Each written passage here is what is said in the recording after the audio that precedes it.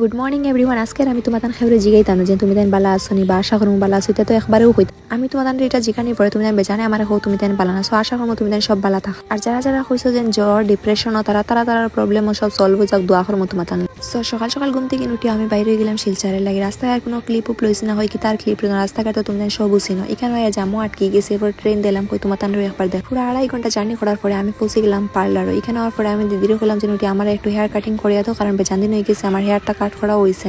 আমি recent hair straight করছি আবার, সো আমার হেয়ারটা একটু কাটিং করলে বেশি সুন্দর লাগলো না, এর লাগে তাই খাটিয়া দিচ্ছেন। এখানে দেখো আমার সুন্দর লাগেনি, তুমি কমেন্টে জানাইও। এরপরে আমার থ্রেডিং করার বাকি আছে, তাই গেলাম থ্রেডিংটাও করিয়া দিল। পার্লারের মাঝে সব কাজ খাম শেষ করি আমি বাইরে গেলাম। বাইরে এখন কয়টা ফটো উঠলে ভিডিও ক্লিক করিলে বহুত কষ্ট কয়টা ফটো উঠছে, গাড়ি ঘুরে একটা কাটে উঠে নিল গিয়ে। এরপরে আমরা এখানে ফুচকা খাইলেছি, ফুচকা খাওয়ার পরে আমার বন্ধু তো আমার ফালাইয়াও গেছি, তাই এখন দাঁড়াইতে দাঁড়াই। এরপরে তাই আর মিলিয়া গেলাম গিয়ে একটা স্টোরে, যেখান থেকে আমার পার্লারে কিছু জিনিস কেনার বাকি আসলো। ওখান থেকে জিনিস কিনিয়া দেখতে দেখিয়া হয় না সুন্দর আছে আমরা দুজন। এরপরে গড় আই গেলাম কিছু খাইয়া। সবাই বাই, দেখাইবো নেক্সট ভিডিও।